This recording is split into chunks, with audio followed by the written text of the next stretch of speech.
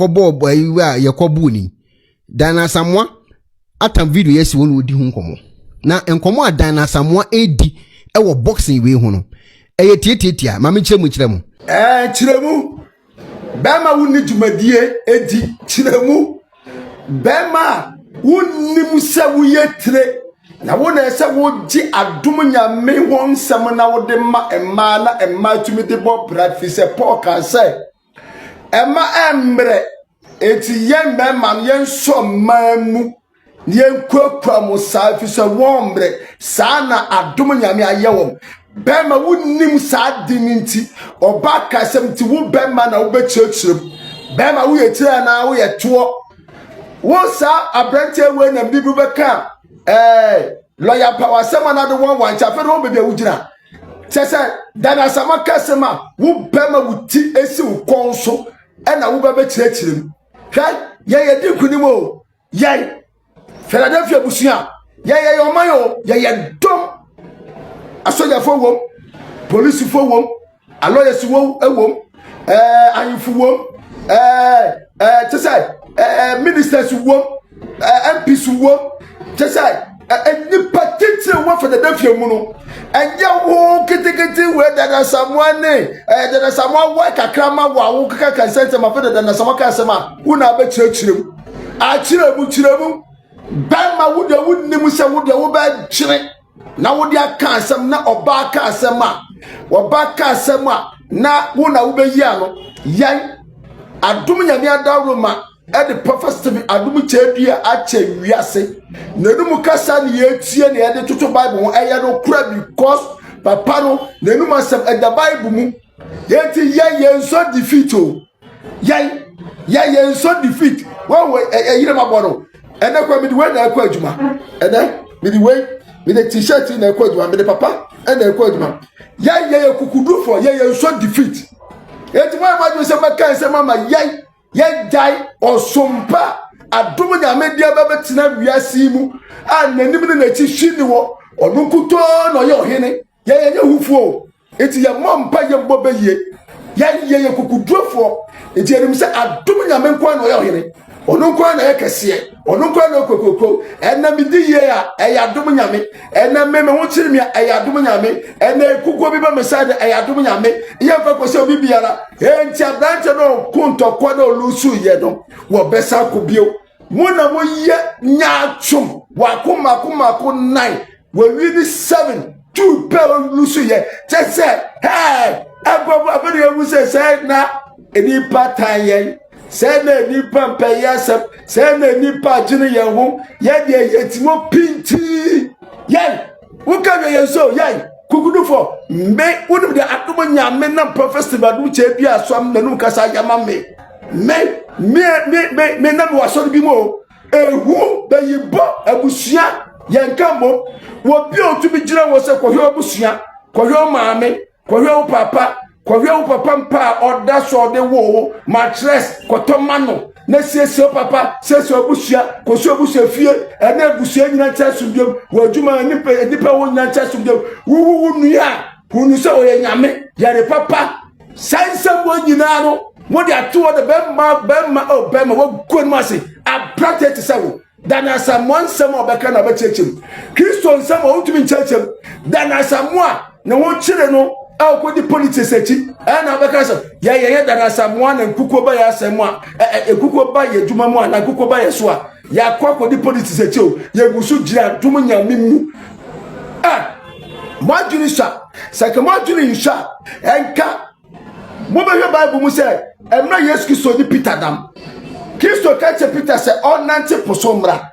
wo bana no ehuka Peter osenke ye na Kristo nya o Kristo abrabo ye bodo eye pepo ofu no wesane wo prophecy Adom Kyei-duah Adom nyame na me so atete yai itiedim nyansa kukuhwase ba enye obia eso sore na okanya wo ubodabo ne nkoyi a eso sore kanya wo uye nyoma bi na nkoyi a sore na kanya wo eno na ye moto eno na ye hire ene Adom nyame yenye bie ye wantwene ye onyansa ejema oba bi meka asem bi ankondam ye dwia wo yemu ana ye dwe wo yetirim nyansa de no ye kurom Philadelphia busia bon sorry ye kanya me asem ye ni wu se be ton adom nyame my first time Amisha Nyame nipa nyansani who is reasonable, very sensible, very wise, intelligent man of God, a man of God filled with the Spirit of Christ. My first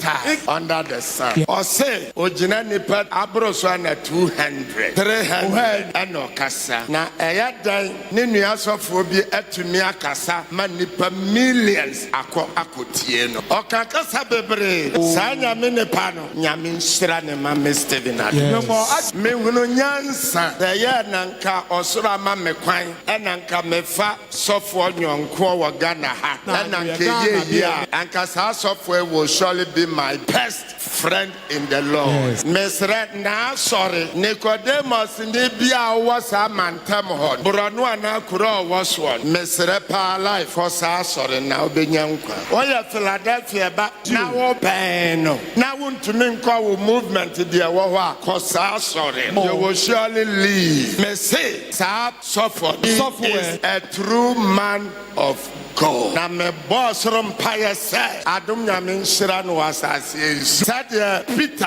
ebuma namfa so ofred na fefo ama oyi nam ni bi ma won nanka won so kodo mem no lesre adom nyame Philadelphia ya doso do pegina na hunu mobro so esre me yi Philadelphia dise ni bi ma no se me adom sanka me wakwanya na me kwa asore a anka sa so for we sorry me kameka koserano we oya genuine man of God mondia me akasa ensenkyere ne bedi ne nyuma nyina achi na me adom masrama masre mbaba nyamenka ye nyina mete wo masom says of enter before and after instant healing ebesi wona sorry by the power of the Holy Ghost nyame ohatasro nhyirano afisa say ye besi ahunu na sorry dan ye besi ahunu na sorry dan no na waya enhyira emunhyira munhyira. Wow, that was young Papa Stephen Adom Kyei-duah, the voice of God. And somewhere kafa Bishop Mclean, Brimpon ho ebra Bishop and Sembeto Montene so. Na ye nyina ye tie bie na ye hunu nsem no sɛ de emu nsem tie. Anope ye bɛka homa no so na ye ne Bishop atwetwenko. But before that no, anu ka badwafo ho na ye mobu ho kakra. Bɛbo a ye wan sha. Ye ntie ne difo nsem wo kan ɛfa Bishop Mclean, Brimpon ho ebra Bishop nsem baaye nyansem bone nsem papa okafa ne difo na ne difo so kan nsem se ye den fa ne ho papa kan nsem bi o se enche kra before and after miracles, healing and deliverance nema bebri ebe koso. That was a prophecy anamboa Brakwame prophecy 100%. Na ye papa ne nkasa ye no Brakwame me se utwumutan ebebem otwumutan wotwumutan wopewum pew ebebem ene ye se omo mayiro omo ho eti radio station bi ede ne di kasa no chese no ye ni nya be kwa Brakwame hwe wo de me modin but Ghana for pa o man kwohwehwe wo bibia wo sorry ti a papa e kan ne ho asem sa be mu aneme de tosumi so aka se mu de tosumi but ye pon ya bodin kire me wo de edini bi uti me boacho Ghana for pa me mo a clue mo kwohwehwe presenter na Ghana ne ayi match was it US match wo kaseti ai papa and mo representer na chiri kwan o de adwuma ba me say what the obi biara wa sorry atia ya papa Stephen Adom Kyei-duah, the voice of God. Mon kwahwehwe ni pakura kira kwan. Se na ne standard na no wo samre na no wo kasa no. Net say sa na etie ena anase wo kɔ nanim chesa. Mo meka. Ye meka. We de Ghana fo nyina homework. Omo kwahwehwe. No mo meka. Presenter bia Ghana ni US ball. Ni difo beka ho asem. Na Ghana fo kokon toko dressing. Obesopa. Obesopa. Ni difo no. Ye nkwahwe sa nipa no. Okay. To the homework we de wadaroma why ye de beja wonso bi na makohwehwa mayen ne ho ho no abapa utie yan papa Stephen Adom Kyei-duah after utie Bishop Mclean video na all can send be fa no ho utie the kind of words papa na o use no kwasem ni word by word bia na emudu say papa we a genuine. Yeah. Before the voice of God. The man with so many mystery. Because will be a genuine. Na imudu. Papa ka say this is a genuine man of God. Na meme wa kwanya se me kwa sori ka papa we a huge endorsement for Bishop Mclean. And how you say? Yeah, me so they will kind of crepa but I be smack you in show. One will say anka your normal settings mu no. Okay. Anka we ye akwanya sofo kesiye nyamidi fo kesiye te Steven Adom Kyei-duah. Wo de beka nsem aye fear panic. Okay. Egu bishop so. Now so then yeti wo ye papa no. Na yen papa de ne prophecy na ya woka no. Eya na oh normally no me rat spiritual realm no. In the spiritual realm no. Sunsum riase no. Dem me hu ye ni. But you see, papa kasa one hwe ya you will miss the points. Okay. What kind normal like as a tra but it really carries weight. No question pa. Nen semni bi okaye was say afese say na waye inshira mu nshira. That means to say after say we declare say or a true man of God no was say kan shira sem eyeden egu na bra so. Na when a bro adrenin tiasia so say nyamidifo ni yonku difo anka this is what anka yes to say. One Nigeria ni na yina boy no. Okay. See, this is a tip. Anka Ghana for sa. Anka ya do ye hu say ya. Anka Ghana ha no. Anka se bi obi nu obetu kwan so wo free Ghana akọ baby o man foforo bi so. Because anka baby anju yo. Now so some pull me down syndrome no Endorsements. At so 14 time o mo yonko ho. Anka yen papa ni how nyina obe wiase. Anka wo chie kese anka wo de ama my Ghana ni the whole world. Anka denti na asofo airtime sa. Wow. Na sofu atu neni omani egu no so sa na chese bibi obeye bia enyom fe and so see everything papa is doing yen papa nko na ni bibia e life. Okay. When he's even on the altar preaching a life. Whatever he says, even when he's talking about Philadelphia, a call life. Add it to the tessa because the people fine justice. Juma. Nya said there be way the mama fan ko. Yes. Munyi we free. Munyi we free. Because e be can be for Philadelphia. Said the be me name masam. It we fisam. You need fiasam. Dabi. When it is wrong. Obeka kire nyina. Obeka nyina. There what say the staff was a life. Everything is life. But you still find ways and means to get something bad about this man who is so clear about everything, his intentions and everything. Yeah, what the back or no, what me actually any before. Okay, I'm after what quite na muntu de what for na. Emma what demonstrated through the testimonies of individuals what his prayer materials continue to do, what his prayer materials have done and continue to do. Yet you still have certain things to say against this man. That is a Ghanaian for you. That is a Ghanaian for you.